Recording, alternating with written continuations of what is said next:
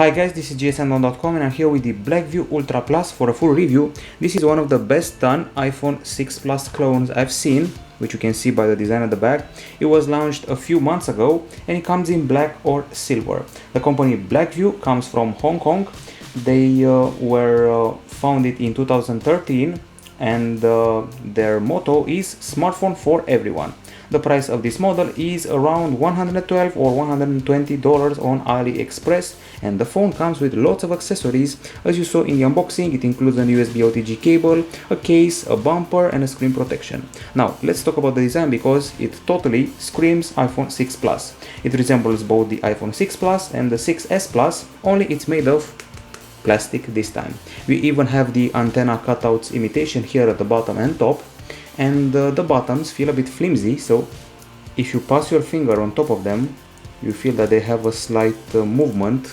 They're not exactly well encased, as you can hear. The grip is quite good. Of course, one hand usage is impossible because it's a very long phone, and in spite of the fact that some official sites mention 7.1mm in thickness, other sites mention 7.8mm in thickness. Well, I tend to believe the latter. If it were 7.1mm, it's the exact same thickness as the iPhone 6 Plus, and it weighs 177 grams, which is 5 grams more than the iPhone 6 Plus. However, it has the exact same length and width, so in that aspect it's similar to Apple's phablet. The facade is a fingerprint magnet. The phone has rounded edges that do not feel like metal, they feel a lot like plastic. And supposedly we have a 2.5D glass panel at the front, and the home button, in spite of having this ring around it, is not, or better said, does not embed a fingerprint scanner. This basically feels like a big toy, a copycat of the iPhone 6 Plus. It comes in rose gold, gold, grey and silver, and the audio jack has been moved. It's not at the bottom like on the iPhone, it's at the top, one of the few differences. Of course, I have to say, among all the clones out there, this one is actually pretty well done, so if you're willing to put up with a device that resembles an iPhone, this will have to do. And the design is quite solid in spite of the flimsy buttons. Now on the screen side, we're getting a 5.5-inch IPS LCD with a 720p resolution, tempered glass protection and a 2.5D glass panel. And the video player we have here is very basic and straightforward, so let's put it to work and see how the screen behaves. So we got a bright screen, that's for sure, clear image, very vivid colors, almost oversaturated, wide view angles, and the behavior in full sunlight was quite okay, so contrast is rather good. Now let's see other aspects related to the same screen. So we go to the gallery. These are the RGB stripes pixels of the display under the microscope, and the lux meter test revealed a surprise, a pleasant one, 510 lux units, which is great for such a price. This brightness level manages to beat the Nexus 6P and HTC One A9, which is no small feat, and it also scores below the Sony Xperia Z5, but not by a huge amount. We also have special settings for the screen, a screen that, by the way, is pretty impressive when it comes to brightness, as I just said. So here we go, finding the settings for the screen. We got display here with wallpaper, brightness level, adaptive brightness, sleep and font, and rotate the contents of the screen, as well as float gesture, basically another name for that extra special widget with a few extra virtual buttons. Overall good screen. Time to talk about the other hardware, starting off with the processor. While some may expect an octa-core CPU here, we actually get a quad-core one, quad-core MediaTek NT6735. It's clocked at 1 GHz, it uses Cortex A53 cores, and the GPU is a Mali T720.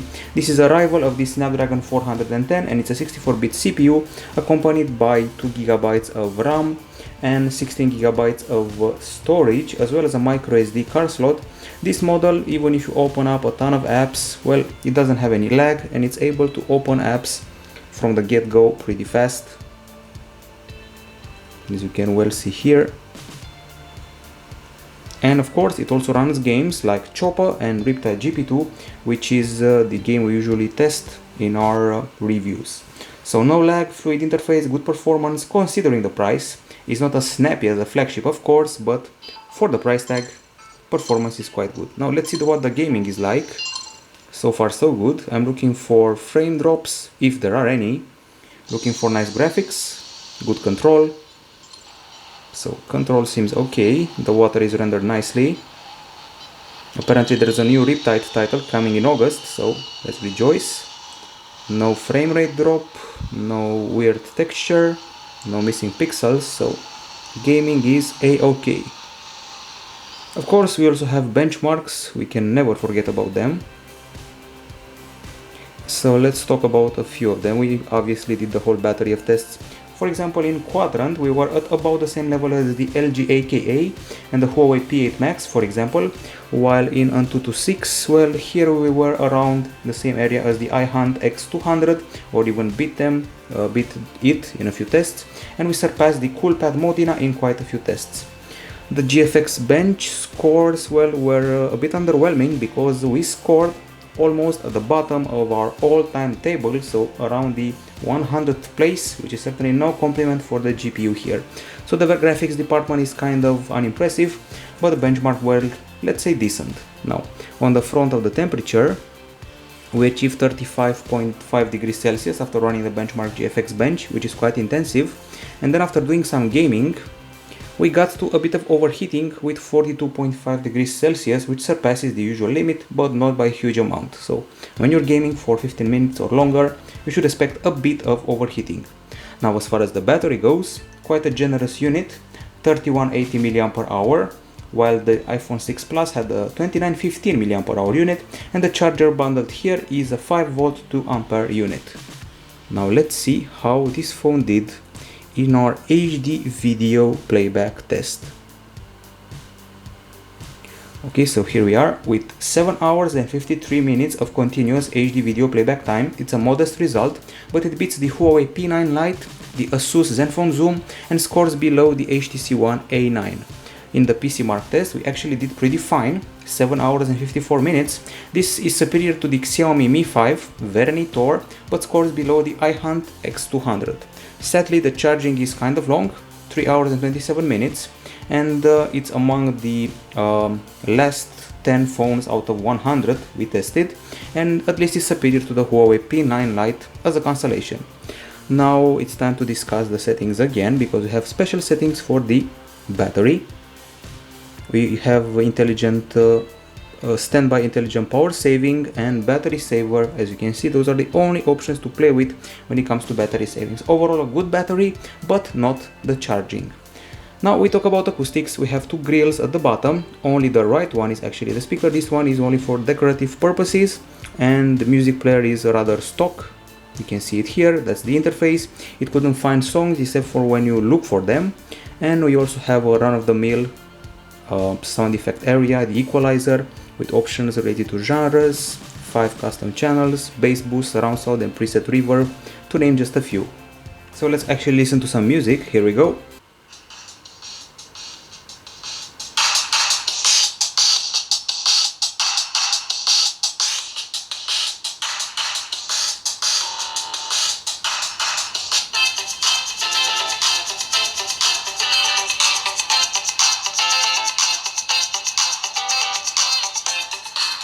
Conclusions? Well, what we're dealing with here is an okay volume, pretty good bass and high notes. However, there's a bit of distortion at maximum level, so it's best to keep it at about 80% to actually enjoy the music.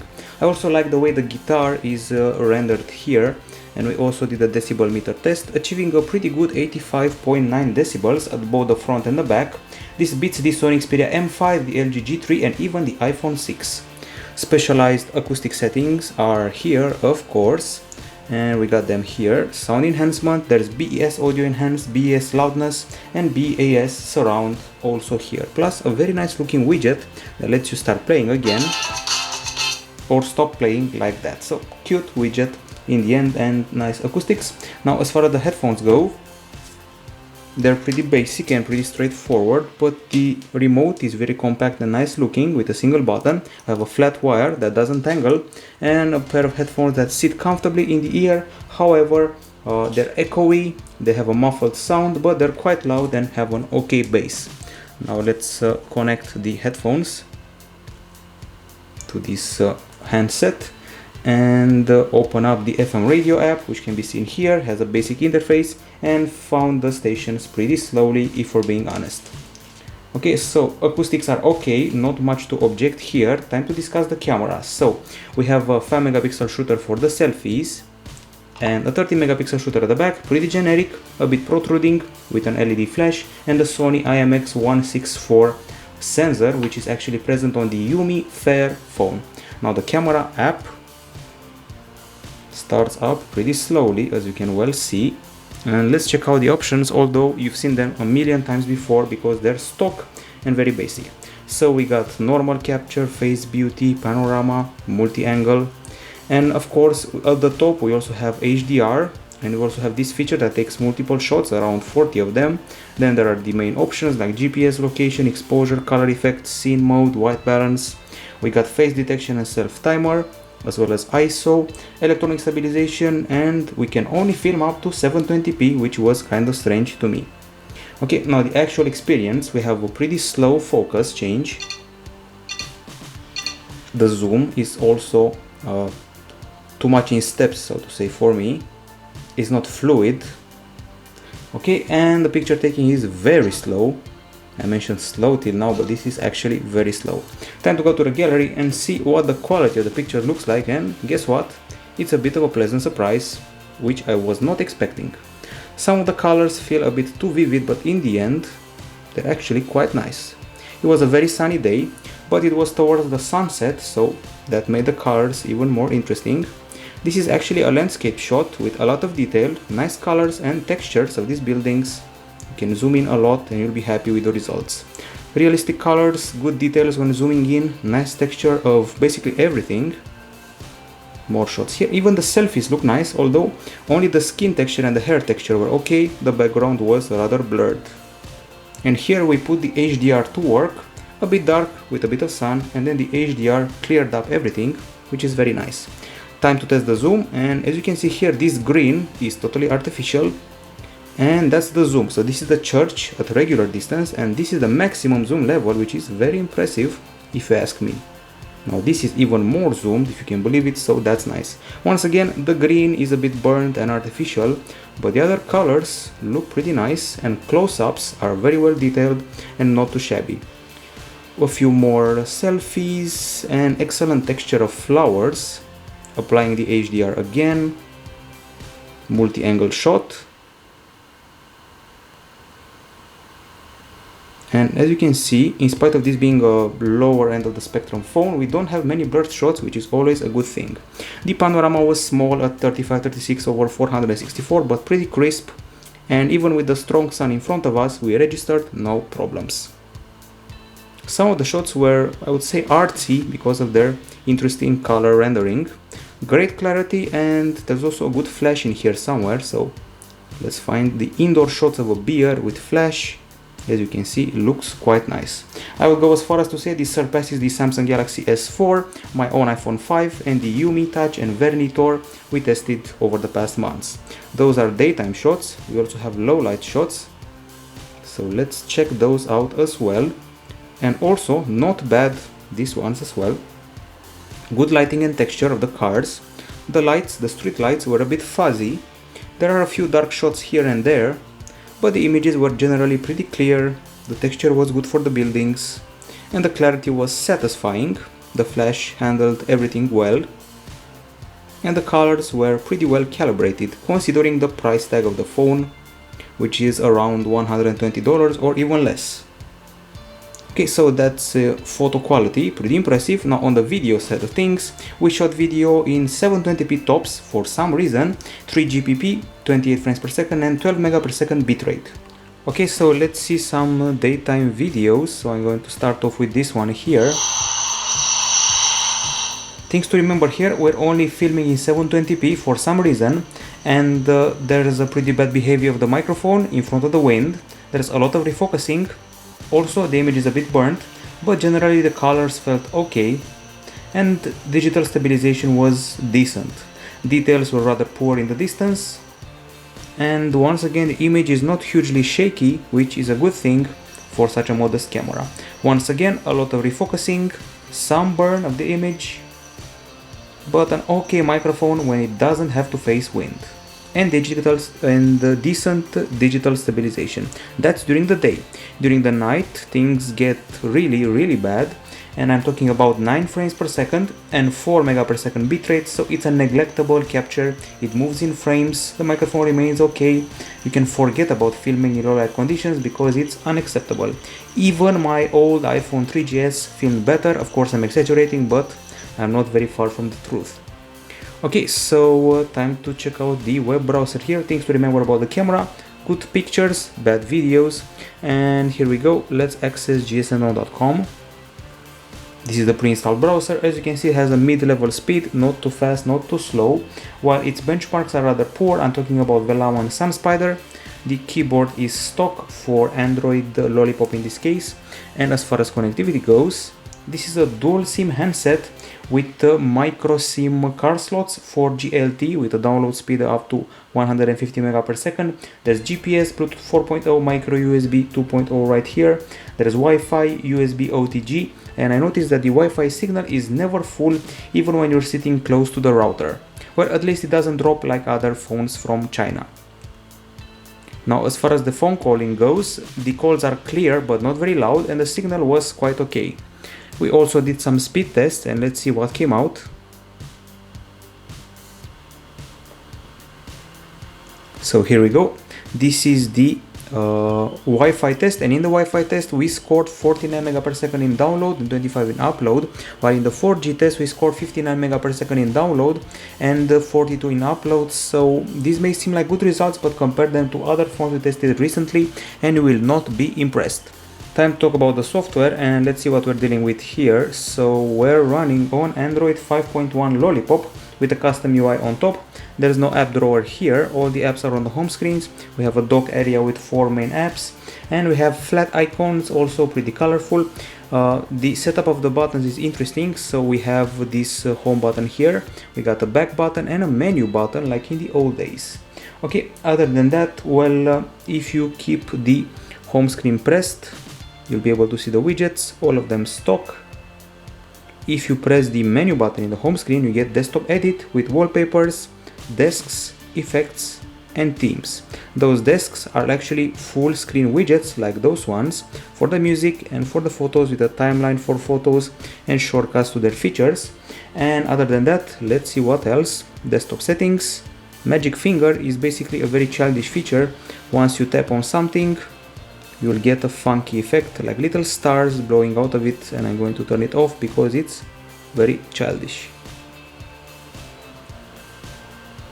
It also makes a funny sound. And then we have manager apps and system settings, and if you're going for multitasking, you keep the home button pressed and you have the usual carousel in Lollipop. The drop down section includes notifications and quick settings. Speaking of settings, you have to go to this area here and you can get, among others, gesture motion. You got these options here like turn to silence, answer by swing, smart switch, system motion, 3-point screenshot, clip screen, 3-point entry camera, and 2-point adjust volume, as well as the famous double tap to lock or unlock, better said unlock only. And then we have the theme option and smart somatosensory. Basically, you wave the hand in front of the screen and things happen, you move around the gallery and things like that. Now, as far as the pre-installed apps go, I counted 31 of them. That's okay-ish, so we're not dealing with bloatware here, luckily, which is always a good thing. Among the apps, there's Blackview Xender, which is one of the most interesting on board. It allows you to send stuff to other phones. You can connect to them and send photos, music, videos, what have you.